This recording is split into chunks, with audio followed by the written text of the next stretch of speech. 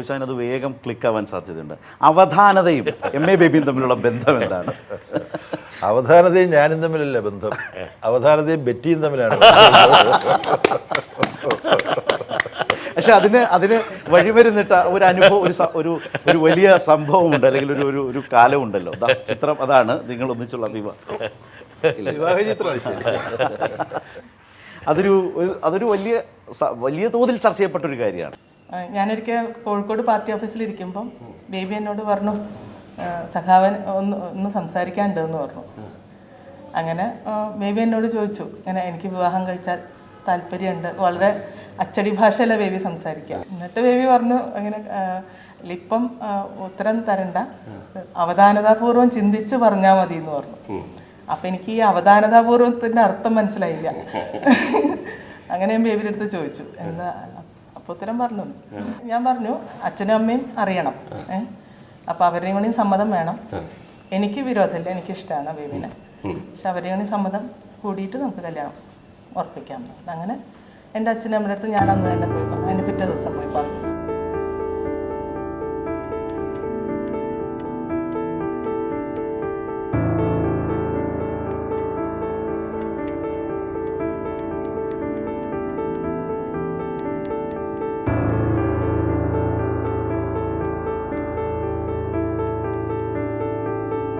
ചേച്ചി അന്ന് ഒരുപാട് അന്വേഷിച്ച് നടന്നു അല്ലേ പദത്തിന്റെ അർത്ഥത്തെക്കുറിച്ച്? അതുകൊണ്ട് തന്നെ ഒരു മറുപടി പറയാൻ ഒരു ദിവസം വൈകിയെന്നൊരു കഥ കൂടി കേട്ടിട്ടുണ്ട്. അതെ, നമ്മുടെ ഭാവനാ സമ്പന്നന്മാർ എന്തെങ്കിലും ഒന്ന് കിട്ടിക്കഴിഞ്ഞാൽ അതിനെ വികസിപ്പിച്ച് പല പല കഥകളാക്കി മാറ്റാം. അതിനകത്ത് അതൊക്കെ അനുവദനീയമാണ്. അല്ല, പക്ഷെ വേറൊരു കാര്യം, ആ കാലഘട്ടത്തിൽ ഒരു വാക്ക് കിട്ടിയതിൻ്റെ അർത്ഥം കണ്ടുപിടിക്കാൻ വലിയ വിഷമമായിരുന്നു. ഒന്നിനോ ഡിക്ഷണറി വേണോ, അല്ലെങ്കിൽ ശബ്ദാരാവലി വേണം. ഇപ്പം കയ്യിലുണ്ട്. ഇപ്പം എല്ലാം നമുക്ക് പെട്ടെന്ന് അതിൻ്റെ കോണ്ടെക്സ്റ്റ് ഉൾപ്പെടെ. അല്ല, ഇപ്പൊ പോലും അങ്ങനെ സംസാരിക്കുന്നത് ബേബി സാവ് ശ്രദ്ധിക്കുന്ന ഒരാളാണ്. ഈ കഴിഞ്ഞ മോദി സർക്കാരിനെ എങ്ങനെ വിലയിരുത്തണം എന്നുള്ള കാര്യം വന്നപ്പോൾ അനാനുപാതികമായി അവരെ ഫാസിസ്റ്റ് എന്ന് വിളിക്കണം എന്ന് വാശി പിടിക്കരുതെന്ന് സഖാവ് പറഞ്ഞു, ഇല്ലേ? അനാനുപാതികം. നമ്മൾ വിലയിരുത്തലുകൾ അളന്നും തൂക്കിയുമായിരിക്കണം. അതെ, അപ്രോപ്രിയേറ്റ് വെക്കാബുലറി എന്നുള്ളത് വളരെ പ്രധാനപ്പെട്ട കാര്യമാണ്. നമ്മൾ മലയാളിക്ക് ഏത് പദവും ഒരു സാമ്യം മതി, പക്ഷേ യഥാർത്ഥത്തിൽ ഉചിതമായ പദങ്ങൾ ഉപയോഗിക്കുക എന്നുള്ളൊരു രീതിയാണ്. എന്നാൽ മാത്രമേ അത് കറക്റ്റായിട്ട് കൺവേ ചെയ്യപ്പെടുള്ളൂ. ഒരു രൂപീകരണത്തോട് തന്നെയായിരുന്നു ബേബി സഖാവിൻ്റെ കോളേജ് പഠനകാലവും തുടങ്ങുന്നത്. ഇപ്പം കൊല്ലം SM കോളേജിൽ പഠിക്കാൻ വരുന്ന സമയത്ത് KSUവിൻ്റെ ഒരു ഉഗ്രപ്രതാപ കാലമാണെന്ന് പറയാം. അപ്പോൾ അന്ന് ഇപ്പം നമ്മളുടെ മുമ്പിലിരിക്കുന്ന MA ബേബി വളരെ സൗമ്യനും ഒക്കെ ആയിട്ടുള്ള ഒരു വ്യക്തിത്വമാണ്. പക്ഷേ SM കോളേജിൽ പഠിക്കുന്ന സമയത്ത് ഞാൻ അറിഞ്ഞിട്ടുള്ളത് ഒരു KSUവിൻ്റെ 6 അടി ഉയരമുള്ള ഒരു പിച്ചാത്തി പെക്കാസ്റ്റിനോ അങ്ങനെ എന്തോ ഒരു പിച്ചാത്തി പ്ലാസിഡിനെ അദ്ദേഹം ഒരു ടെററായിരുന്നു ആ കോളേജിലെ വിദ്യാർത്ഥികളെ എല്ലാം പേടിപ്പിച്ചിരുന്ന ഒരാളാണ്. ആണോ? ഉറപ്പിച്ചൊരു കാര്യം, പിന്നെ അവിടെ ചില സംഭവങ്ങൾ ഉണ്ടായിട്ടുണ്ടെന്നുള്ളത് ശരിയാണ്. ആ സംഭവങ്ങൾക്ക് പല തലങ്ങളുണ്ട്. നമ്മൾ എങ്ങനെ ഒരു സാഹചര്യത്തോട് പെരുമാറണമെന്നുള്ളത് നമ്മൾ മാത്രം തീരുമാനിക്കുന്നതല്ല. നമ്മൾ ആരൊക്കെയായിട്ടാണോ ഇടപെടുന്നത്, അവരെങ്ങനെയാണ് നമ്മളോട് പെരുമാറുന്നത് എന്നുള്ളതിൻ്റെ അടിസ്ഥാനത്തിലാണ്. ഇപ്പോൾ ഭാഷയുടെ പ്രയോഗം, നമ്മൾ സൗമ്യമായിട്ട് സംസാരിക്കുന്നു, ചിലപ്പോൾ നമുക്ക് വളരെ ഷാർപ്പായിട്ട് അർത്ഥമുറിച്ച് ശക്തമായിട്ടുള്ള വാക്കുകൾ ഉപയോഗിച്ച് പറയേണ്ടി വരും. അങ്ങനെയുള്ള ചില ഘട്ടങ്ങളിൽ തെറി പറയുന്നവരുണ്ട്. പക്ഷേ ഒരു സാഹചര്യത്തിലും തെറി പറയാം എന്ന് ഞാൻ കരുതുന്നില്ല. തെറി വാക്ക് ഉപയോഗിച്ചു, ശക്തമായ വാക്കുകൾ ഉപയോഗിക്കാം. ഇതിപ്പോൾ സംഘടനത്തെക്കുറിച്ചാണ് പറഞ്ഞത്. ഈ പറഞ്ഞത് ശരിയാണ്. ശാസ്താംകോട്ട ദേവസ്വം ബോർഡ് കോളേജിൽ പഠിച്ചിരുന്നയാളാണ് ഈ പ്ലാസിഡ്. പുള്ളിയുടെ അപരനാമധേയമാണ് പിച്ചാത്തി പ്ലാസിഡ് എന്നുള്ളത്.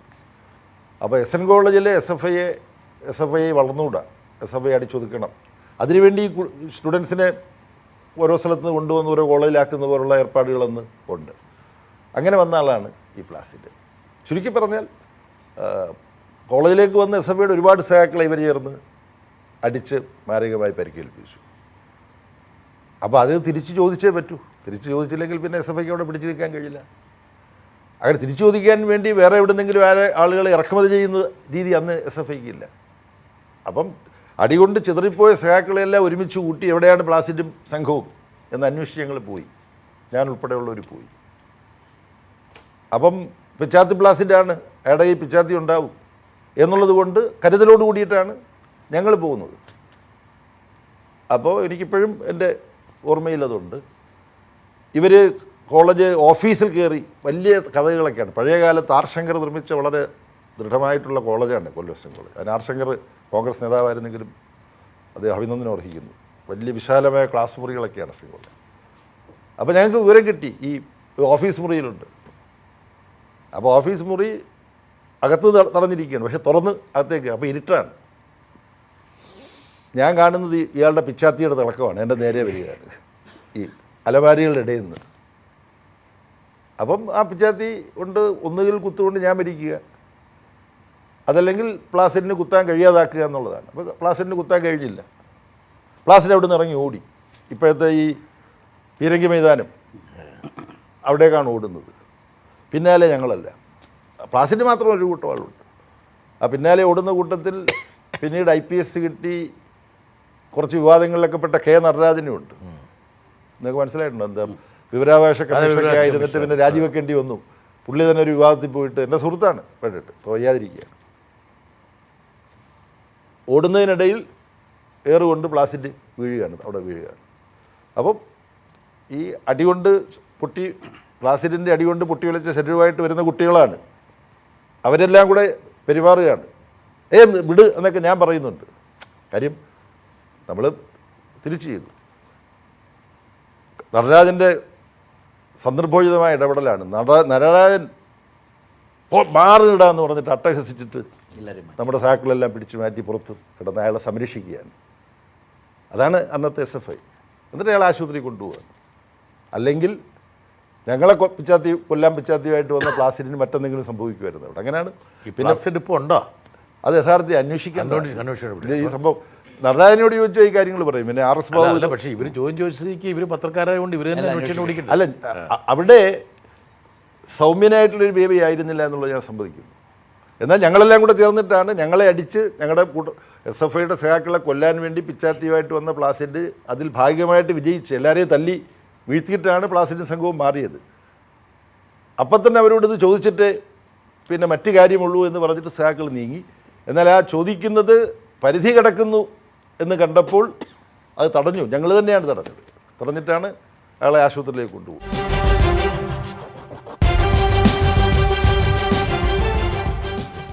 ഏതാണ്ട് ബേബി സാഹിബിൻ്റെ ഒരു വിദ്യാർത്ഥി SFI കാലം ഒക്കെ നമ്മൾ വളരെ സജീവമായി പറഞ്ഞു.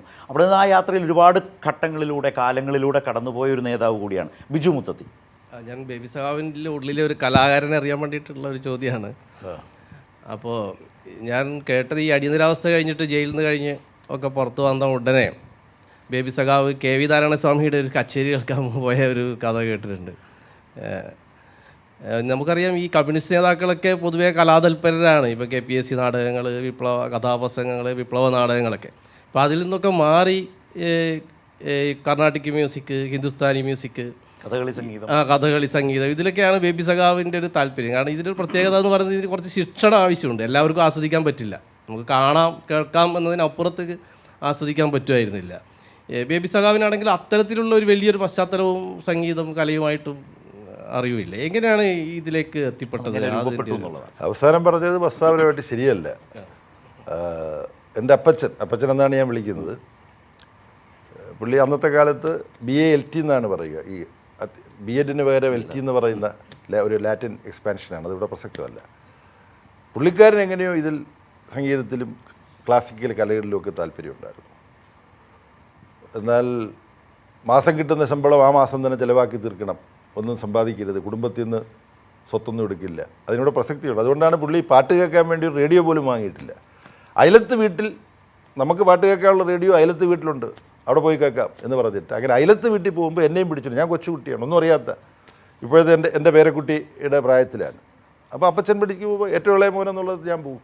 അപ്പോൾ പുള്ളി ഇരുന്ന് ചെമ്പയുടെയും ചെമ്മാങ്കുടി ദേശീയ സംഗീത പരിപാടി, അങ്ങനെ ഞാൻ മനസ്സിലായി, എല്ലാ ശനിയാഴ്ചയും രാത്രി നാഷണൽ പ്രോഗ്രാം ഓഫ് മ്യൂസിക് ഉണ്ട്, അത് കേൾക്കാൻ പോകുമ്പം ഞാൻ ഏറ്റവും ഇളയ കുട്ടി ആയിരുന്നില്ലെങ്കിൽ എനിക്ക് ഈ വാസന ഉണ്ടാകുമായിരുന്നില്ല. കാര്യം ഇളയ കുട്ടിയും കൂട്ടിയിട്ടാണ് അപ്പച്ചൻ പോകുന്നത്. അങ്ങനെ ഞാനറിയാതെ അപ്പച്ചൻ്റെ സംഗീത താല്പര്യം എൻ്റെ ചെവിയിൽ നിക്ഷേപിക്കപ്പെട്ടു.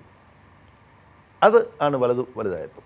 ഈ KVൻ്റെ കച്ചേരി എന്ന് പറയുന്നത് എൻ്റെ ജീവിതത്തിലെ വലിയൊരു മഹത്തായ അനർഹമായൊരു സൗഹൃദത്തിൻ്റെ ആരംഭമാണ്.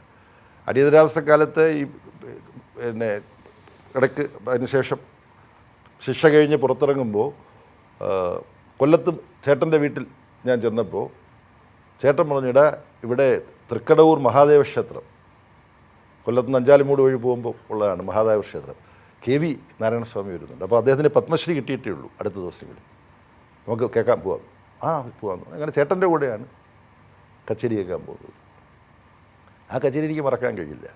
പക്ഷേ കച്ചേരി കേൾക്കുന്നതോടൊപ്പം ഞാൻ മൃദംഗവായന, ഇതെന്തൊരു വിസ്മയകരമായ മൃദംഗവായനയാണെന്ന് പറഞ്ഞാൽ ഇങ്ങനെ നോക്കുകയാണ്. എന്നിട്ട് അടുത്തിരുന്ന ഒരാളിനോട് ഞാൻ ചോദിച്ചു, മൃദംഗം വായിക്കുന്ന ആളുടെ പേരെന്താ? അത് ശിവരാമൻ സാറാണ്, ഉമയാളൂർ ശിവരാമൻ. വയലിൻ വായിച്ച ആളിനെ എനിക്ക് ഓർമ്മയുണ്ട്, പാലക്കാടുകാരന്, വടക്കാഞ്ചേരി പിന്നെ VV സുബ്രഹ്മണ്യം എന്നറിയപ്പെടുന്ന വയലിനിസ്റ്റ്, ഇപ്പോഴും അദ്ദേഹം ജീവിച്ചിട്ടുണ്ട്. ഉമയാൾപുരത്തിന് ഈ കഴിഞ്ഞ ഡിസംബർ 17-ന് 89 വയസ്സ് കഴിഞ്ഞ് 90-ാം വയസ്സിലേക്ക് പ്രവേശിച്ചിട്ടുണ്ട്. പിന്നെ എനിക്ക് ഇങ്ങനെ കെട്ടിക്കഴിഞ്ഞാൽ ഉടനെ അവരുടെ ഗുരു ആരാണെന്ന് എനിക്കറിയണം. ഉമയാൾപുരം സാറിൻ്റെ ഗുരു അത് പാലക്കാട് മണിയരല്ലേ? അത്രയും അറിവായി. അതിനുശേഷം ഉമയാൾപുരം മൃദംഗം വായിക്കാനുണ്ടെങ്കിൽ ആ കച്ചേരിക്കാണ് ഞാൻ പോവുക. പാടുന്ന ആൾ പ്രധാനമാണ്. ഇത് KV എന്നോടും ഞാൻ പറഞ്ഞിട്ടുണ്ട്. KV നാരായണസ്വാമി നമ്മുടെ വളരെ അടുത്ത സുഹൃത്തായി. ഇവരെല്ലാം ബേബിസാവിൻ്റെ സുഹൃത്ത്. ഇതിൻ്റെ ഒരു ഇര കൂടിയാണ് ഞാൻ, രക്തസാക്ഷി കൂടിയാണ്. കാരണം വെച്ചാൽ ഡൽഹിയിൽ ഈ പറഞ്ഞ എല്ലാ മഹാപ്രതിഭകളെയും ബേബി സഖാവ് കൊണ്ടുവന്ന് കച്ചേരി നടത്തിയിട്ടുണ്ട്. അപ്പോൾ ഈ ഡൽഹിയിലെ പ്രത്യേകത, അല്ലെങ്കിൽ ഒരു രസകരമായ കഥയുണ്ട്.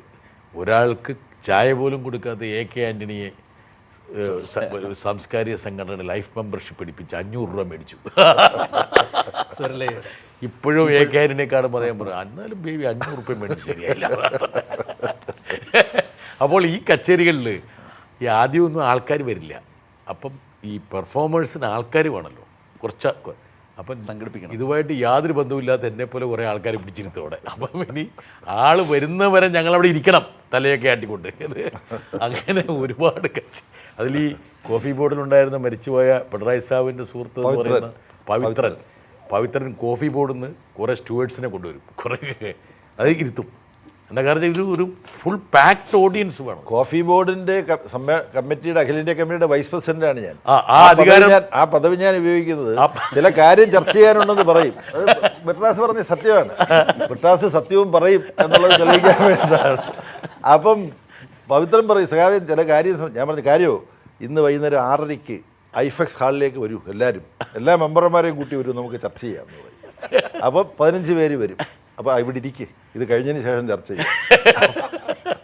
അങ്ങനെ ചില അനീതികൾ ചെയ്തിട്ടുണ്ട്. പക്ഷെ അവരിൽ പലരും ശാസ്ത്രീയ സംഗീതത്തിൽ വലിയ താല്പര്യമുള്ളവരായിട്ട് പിന്നെ മാറിയിട്ടുണ്ട്.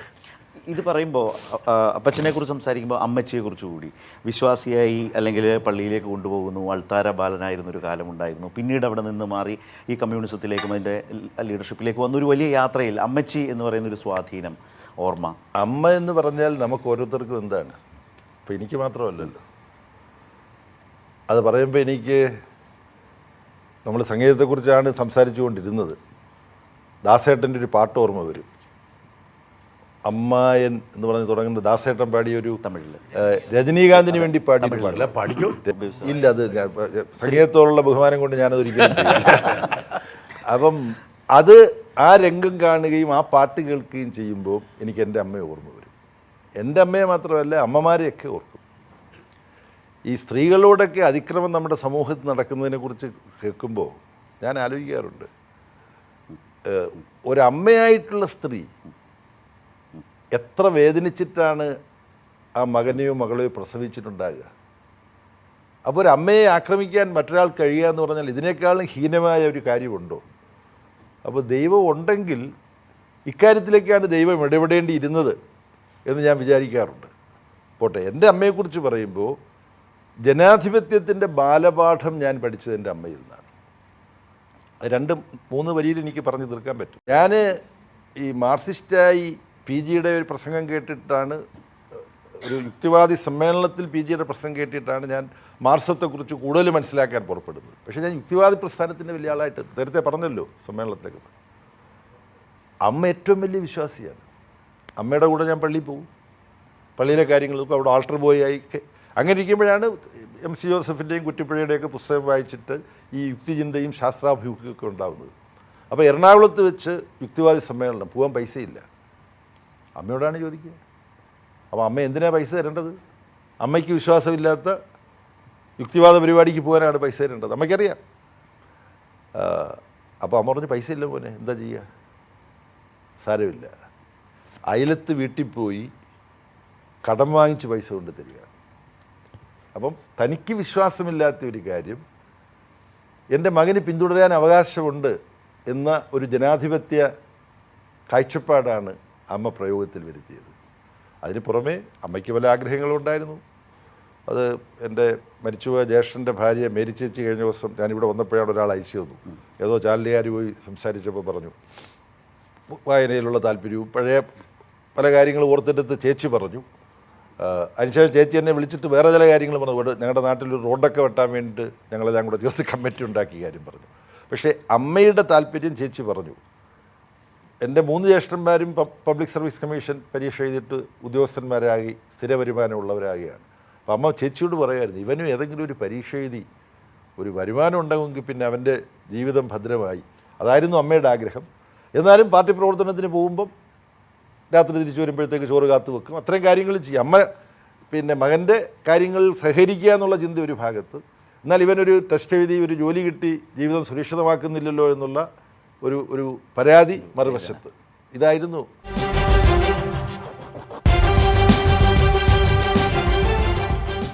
ഇപ്പോൾ സഖാവ് നേരത്തെ പറഞ്ഞു അൾത്താര ബാലൻ, അതിൽ നിന്ന് യുക്തിവാദം, മാർക്സിസം ഇങ്ങനെ പടർന്ന് പന്തലിക്കും. ഇപ്പോൾ താങ്കളുടെ മകൻ തന്നെ അപ്പു തന്നെ ഒരു സ്കൂളിൽ എഴുന്നേറ്റ് ഡെമോഗ്രഫിക്കൽ അവരുടെ റെക്കോർഡുകളുടെ ഭാഗമായി നിൽക്കാൻ പറഞ്ഞപ്പോൾ മുസ്ലിങ്ങൾ എഴുന്നേറ്റ് നിൽക്കാൻ പറഞ്ഞപ്പോൾ അവൻ എഴുന്നേറ്റ് നിന്നു, ഹിന്ദുക്കൾ എഴുന്നേറ്റ് നിൽക്കാൻ പറഞ്ഞപ്പോഴും അവൻ എഴുന്നേറ്റ് നിന്നു എന്ന് പറഞ്ഞു. കാരണം അവന് ഈ സോഷ്യോളജിക്കലി തന്നെ ഏത് മതത്തിലാണ് ഉൾപ്പെടുന്നതെന്ന് അറിയില്ല. അപ്പോഴാണ് എൻ്റെ ചോദ്യം വരുന്നത്, ഈ നവനാസ്തികതയെ സംബന്ധിച്ച് സംഘപരിവാർ പക്ഷപാതിത്വം അല്ലെങ്കിൽ അരാഷ്ട്രീയത ഇതൊക്കെ ഉണ്ടെന്ന് ആണ് പൊതുവിൽ അവർക്കെതിരെയുള്ള ആരോപണം. നവനാസ്തികതയെക്കുറിച്ചുള്ള ജനറൽ സെക്രട്ടറിയുടെ അഭിപ്രായം? നവനാസ്തികതയെക്കുറിച്ച് മാത്രം ചുരുക്കാൻ ഞാൻ ഉദ്ദേശിക്കുന്നില്ല. നാസ്തികത അത് ലോകത്തിലെ എല്ലാ സമൂഹങ്ങളിലും ഉണ്ടായിട്ടൊരു പാരമ്പര്യമാണ്. ഇന്ത്യൻ പാരമ്പര്യത്തിൽ ചാർവാകനുണ്ടായിരുന്നു. പക്ഷെ ഇതിൽ വളരെ ലളിതമായി നമ്മൾ മനസ്സിലാക്കേണ്ട കാര്യം, യുക്തിവാദിയായിരിക്കണമോ, നാസ്തികനായിരിക്കണമോ, നവനാസ്തികനായിരിക്കണമോ, വിശ്വാസിയായിരിക്കണമോ, വിശ്വാസിയാണെങ്കിൽ ഏത് മതത്തിൽ വിശ്വസിക്കണം. ഓരോ മതത്തിലും പല അവാന്തര വിഭാഗങ്ങളുമുണ്ട്. ഓർത്തഡോക്സ് ഉണ്ട്, യാക്കോബയുണ്ട്, പെന്തക്കോസ്ത് ഉണ്ട്. ഇതെല്ലാം നമുക്ക് ചർച്ച ചെയ്യാം, ഗൗരവപൂർവ്വം പ്രതിപക്ഷ ബഹുമാനത്തോടു കൂടി നമുക്ക് ചർച്ച ചെയ്യാം. പക്ഷെ ഒരാശയവും ഒരു വിശ്വാസ സംഹിതയും അടിച്ചേൽപ്പിക്കാൻ പാടില്ല. അടിച്ചേൽപ്പിക്കാൻ പാടില്ല എന്ന് പറയുന്നതിൻ്റെ യഥാർത്ഥ യുക്തി ഒന്നും അടിച്ചേൽപ്പിക്കാൻ കഴിയില്ലെന്നുള്ളതാണ്. ഇപ്പം ഞാൻ ആലോചിച്ച് ജീവിതത്തിലൂടെ വികസിപ്പിച്ചെടുത്ത് എൻ്റെ ഒരു വിശ്വാസ സംഹിത ആരെങ്കിലും ബലം പ്രയോഗിച്ചാൽ ഞാൻ ഉപേക്ഷിക്കുമോ? ചിലപ്പം എനിക്ക് ഒരു നിവൃത്തിയില്ല, എൻ്റെ കൈയും കാലും കെട്ടിയിട്ട് നീ ഇത് പറഞ്ഞേ പറ്റൂ. ഇപ്പം ഗലീലിയോട് അങ്ങനെ പറഞ്ഞു.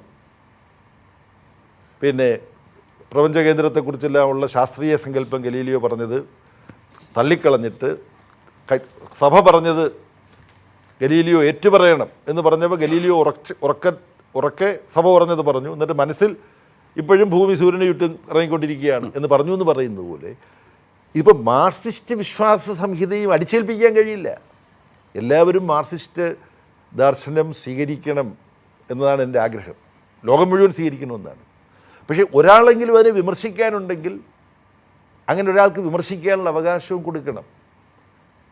നവനാസ്തികരും യുക്തിവാദികളും അംഗീകരിക്കാത്തത് യുക്തിവാദ പ്രവർത്തനത്തിലൂടെ, നാസ്തികതയുടെ പ്രചരണത്തിലൂടെ, നവനാസ്തികയുടെ പ്രചരണത്തിലൂടെ, അത് പലപ്പോഴും RSSന് സഹായകമായി തീരുന്നുണ്ട് തുടങ്ങിയ അതിൻ്റെ ചില വലിയ വക്താക്കൾ അവരുടെ ഈ പെന്തക്കോസ്തുകാർ വലിയ സമ്മേളനം നടത്തുന്ന പോലെ ടിക്കറ്റൊക്കെ വെച്ച് സമ്മേളനം നടത്തി ഒരു വ്യവസായമാക്കി മാറ്റുന്നുണ്ടെന്നൊക്കെയുള്ള ചോദ്യങ്ങൾ ഉയർന്നു വരുന്നുണ്ട്. പോട്ടെ, അത് മറ്റൊരു വിഷയം. പക്ഷെ ഒരു തരത്തിലുള്ള വിശ്വാസവും ബലപ്രയോഗത്തിലൂടെ ഒരാളിൽ പ്രാബല്യത്തിലാക്കാൻ കഴിയില്ല, ഒരു സമൂഹത്തിലും പ്രാബല്യത്തിലാക്കാൻ കഴിയില്ല. ഇവിടെ ഇപ്പം പൂർത്തീകരിച്ച് 24ാം പാർട്ടി കോൺഗ്രസ് വളരെ പ്രധാനപ്പെട്ട ഒരു നിലപാടെടുത്തിട്ടുണ്ട്.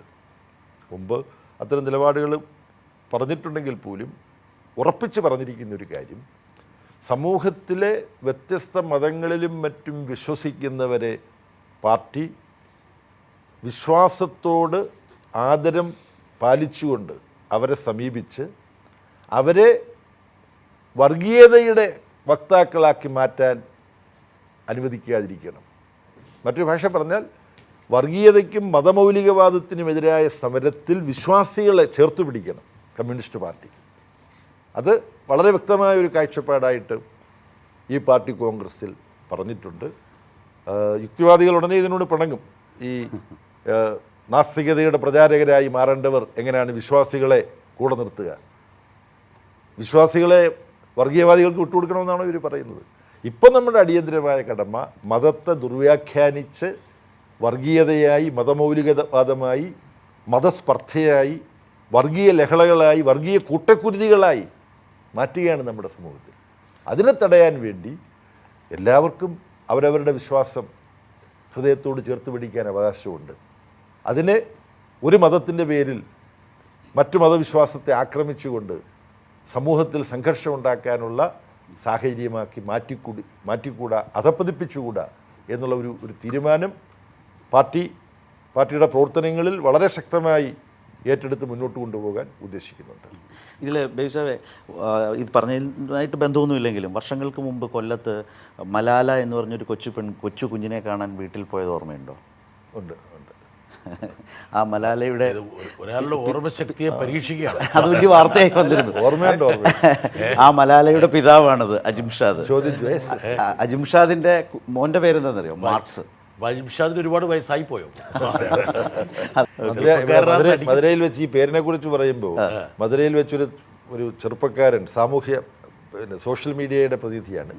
അദ്ദേഹം ചോദിച്ചു, പല കമ്മ്യൂണിസ്റ്റ് നേതാക്കന്മാരും ഒരുപാട് ആളുകളും ഒക്കെ ആയിട്ട് വായിച്ചറിയാൻ പരിചയപ്പെട്ടിട്ടുണ്ട്. അവരിൽ നിങ്ങൾക്ക് ഏറ്റവും ഇഷ്ടപ്പെട്ട ഒരാളുടെ പേര് പറയാമോ? മാർക്സിനെയാണോ, എംഗൽസിനെയാണോ, എന്നെയാണോ എന്നാണ് പുള്ളി ചോദിക്കുന്നത്. അപ്പം ഒരു നിമിഷം ഞാൻ കൺഫ്യൂസ്ഡായി. എന്നിട്ട് ഞാൻ പറഞ്ഞു, എനിക്ക് ആരെങ്കിലും ഒരാളെ മാത്രമാണ് ഇഷ്ടമെന്ന് പറയാൻ കഴിയില്ല. മാർക്സിനെയും എംഗൽസിനെയും ലെനിനെയും ഹോച്ചിമിനെയും നിങ്ങളെയും ഒക്കെ എനിക്കിഷ്ടമാണ്, എല്ലാവരെയും എനിക്കിഷ്ടമാണ്. ഞാൻ ചോദിച്ചതിൻ്റെ അർത്ഥം സാധനം മനസ്സിലായില്ലേ? എൻ്റെ പേര് ലെനിൻ എന്നാണ്. മോഹൻലാലും മമ്മൂട്ടിയും കൂടി അഭിനയിക്കുന്ന ഒരു പടത്തിന് ശ്രീലങ്കയിൽ പെർമിഷൻ മേടിച്ചു കൊടുക്കുന്ന ബേബി സഖാവാണ്. അത് പുറത്തു വരാത്തത്. അത് പുറത്ത് വരണ്ട, ഏതായാലും വന്നോട്ടെ പറയട്ടെ. സോവിയറ്റ് യൂണിയനിലും കിഴക്കൻ യൂറോപ്പിലും ഒരു തിരിച്ചടി ഉണ്ടായത് കൊണ്ടാണ് ഫിഡൽ കാസ്ട്രോയൊക്കെ ആയിട്ടൊരു ബന്ധമുണ്ടാകാനിടയായത്. സ്പോർട്സ്, അതേക്കുറിച്ച് അപാരമായ അറിവ്. ചില സമയത്ത് എന്താ പറയണ്ടേ, ഓരോ കളിക്കാരൻ്റെയും ഏറ്റവും സുവർണ ഗോളുകൾ വേണമെങ്കിൽ അനുസ്മരിക്കാൻ കഴിയും. ബ്രിട്ടാസിൻ്റെ മകനാണ്. ചില കളിക്കാരുടെ ഉച്ചാരണം ഞാൻ തെറ്റിച്ചിട്ടാണ് പറയുക. അപ്പോൾ ആൻറ്റി മുറയെക്കുറിച്ച്, റോജർ ഫെഡററെയും നഡാലിനെ കുറിച്ചൊക്കെ സംസാരിക്കുമ്പോൾ അങ്കിൾ അങ്ങനെയല്ല ഉച്ചരിക്കേണ്ടത് എന്ന് പറഞ്ഞിട്ട് എനിക്ക് പറഞ്ഞു. വലിയ സിനിമാ കമ്പക്കാരനാണ്, വിവാഹ രാത്രിയിൽ തന്നെ ഫിലിം ഫെസ്റ്റിവലിന് പോയി എന്നുള്ള കഥകളൊക്കെ വായിച്ചറിഞ്ഞിട്ടുണ്ട്. കമലഹാസൻ നല്ല നടല്ല എന്ന് പറയാൻ പറ്റില്ല, മമ്മൂട്ടിയെ തള്ളി പറയാൻ പറ്റില്ല, മോഹൻലാലിനെ തള്ളി പറയാൻ പറ്റില്ല. വിശ്വാസം അങ്ങനെ വിഷമിക്കുന്നത് കാണാനായി അടുത്തിരിക്കുന്ന നടൻ